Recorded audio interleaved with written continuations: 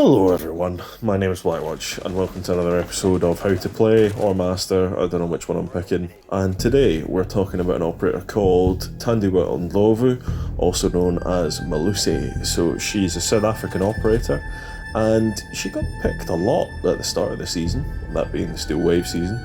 Now that we're coming to a close and she's been nerfed a little bit, she's just not seeing that kind of play, and I want to look into that just now.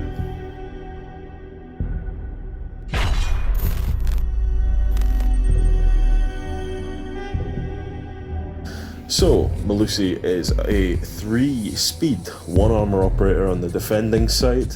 She has scary guns. She's got Legion's SMG, which is very, very good, the T5, and she's got Ella's pistol. Her alternatives are nothing, because you shouldn't be picking anything other than the SMG. But, you know, you can't pick something else, but you shouldn't. You really shouldn't. You definitely shouldn't, because it's a good option. But you can use the Super 90 if you so wish, but I highly recommend not doing that.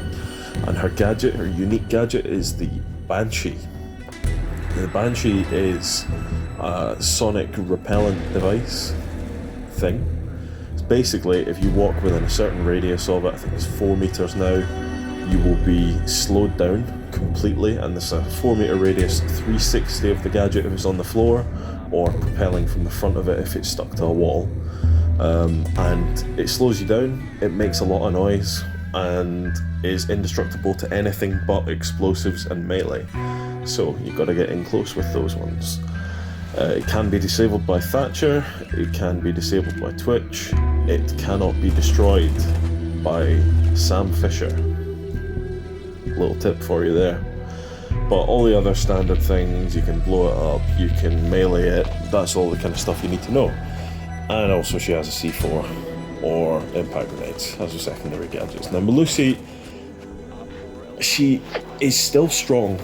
She did get nerfed. It used to be a 6 meter radius, I believe, and it did get reduced by 2 meters, so it's rough, but she's still perfectly playable in this state. You know, it's not really as big a nerf as I think people believe that it is.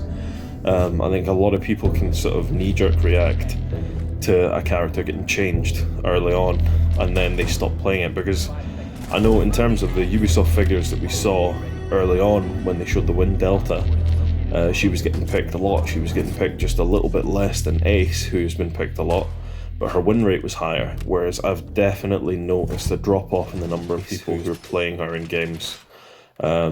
She still has a presence, but it's not as strong, and I want to encourage you guys to take her, because she's got the full package. At the end of the day, she's a roamer with a fire and forget gadget that doesn't take too long to set up. It's going to give your team intel, it's going to give them crowd control, it's going to give you crowd control if you do have to go back to the areas that you're patrolling, or if you want, you can leave them for your team on site, and then you can go away, do your wonderful things, and keep one for yourself if you're going to hold a particular angle, or if you're going to try and control a specific place that has an entry point that's not as easy to contest. Just slap a Banshee down, and it's something for them to deal with. In terms of placements, you want to prioritise places that are difficult for the enemy to get rid of them.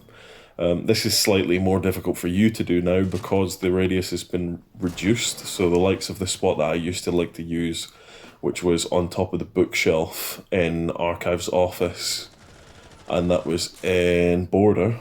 So I don't know if you know the one, it's next to lockers, the tiny little office. You climb on top of the bookshelf there and put it on the wall. That one doesn't really work anymore. It still works for the door, it doesn't work for the whole room. But you want to try and put it in places where explosives will have to be cleverly placed if they're a frag grenade, or basically you just don't want it to be easily meleeed. That's the big thing, because her weakness now is that it really doesn't take that long to cover the distance that she's actually affecting you with the slow for. So to counteract that, you want to make it as difficult to get as possible. So if, for example, the place that you're wanting to place it is near a hatch, break that hatch, place it above the hatch before you break the hatch, and voila. Now, I'm saying above the hatch, not on the hatch. Please don't be placing it on top of the hatch just to destroy the hatch and blow everything up. No, I mean put it on the wall next to the hatch so that if someone does try to melee it, they'll just fall down. That kind of stuff is basic. We've done it with lots of stuff in the past, done it with maestro cams, all sorts of things. But this is something to think about. If you can't do that, then you're going to want to put it in a place that's basically going to be an unavoidable pressure point for them. What I prefer to do, rather than placing them on a wall outside of an objective, I want to put it on the floor just in the objective. So I want it to be in the objective far enough that they can't just lean in and take it out like a barbed wire spool, but not far in enough that they're not going to be affected by it until it's kind of too late and they're already ready to shoot me in the face. And one of the benefits of having it on the floor is that any gadget that requires an operator to look at the ground is not a good thing for that person. Because you don't really want to be looking at the ground when you're fighting against people who are, generally speaking, over 5'8". So, something to consider. It's a thing that you need to think about generally about your placements. It's definitely worth taking advantage of lines of sight. You know, if you're using a proximity alarm, I see a lot of people putting proximity alarms at eye level. That's an easy takeout for an enemy. Whereas if you're placing it at the top of a stairway on the floor, they've got to think about that a bit more. Or even above a doorway quite high, they've got to move their crosshair from the ideal position. And that's what you want to do as a defender, especially when you're using utility. You want it to disrupt the attackers in a way that requires them to play differently from the way that they want to play. And Melusi is a good example of an operator who can do that because she doesn't allow them to sprint in. So you can't sprint when you're being stuck with this gadget, you just got to walk through it and put up with it unless you can destroy it. So, what do I find are the best ways to play Melusi? I definitely think just letting your team benefit from the gadget and then going off and being a very effective roamer on your own is the best way to play her. I understand that people like nitro cells, but I think there's a very compelling argument for bringing impact grenades instead of the nitro cell, because impact are very, very strong defender gadget when it comes to roamers, and I really think that you should try and leverage that, because it means that you can create rotations in a pinch if you need them to get away from things. You can open hatches, you can deal damage, but obviously that's not the primary concern. It's a get out of jail free card in a lot of situations. And so I think it's worth bringing those, particularly with the fact that you're also a 3-speed. It just makes you this really quick, agile roamer with a very fast gun that's got a decent amount of damage. You're kind of the whole package, and I think she needs to be used. I'd say she's stronger than Vigil. Vigil obviously fits a different role. His gun is arguably better, but his gun is slower. And rate of fire tends to be the king in Siege. So the argument's definitely there. I think it's just a case of experimenting. It's a case of trying out different playstyles. And also, depends on the site. There are some sites where you're not going to get much benefit from a Banshee. You know, if you don't have many sight lines that are really going to take advantage of the placements you want to use, stuff like that. But generally speaking, there will be somewhere for you to put your things down. And so it's just a case of experimenting, find out what works, trial and error. If you go into a match and your Banshee gets taken out in 2 seconds and it's only slowed down someone once, then you've got to ask yourself, like, where am I putting this? Why am I not putting it in the right place? What could I do to make it different?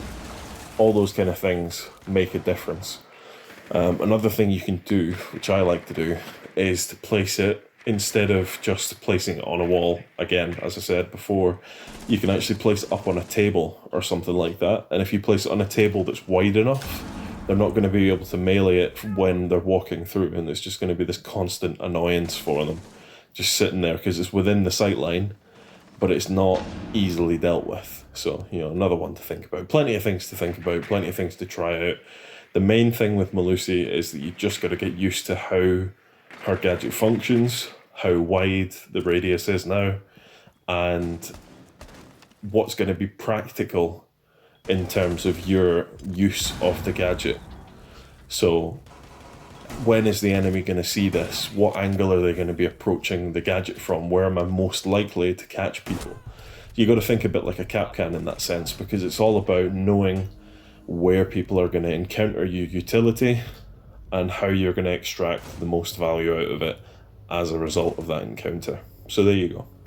It's a mix and match of things that you have to think about, but she's a very good operator, guys. Highly recommend playing her more. She's got everything that you really need from a roamer, and I just feel like she's not getting enough presence in ranked. So give her a try. Hope you enjoy her. If you don't enjoy her, then feel free to shout at me in the comments. I'll read it and report you to Interpol or something. So, aye. See you later. Do svidania, everybody. Bye-bye.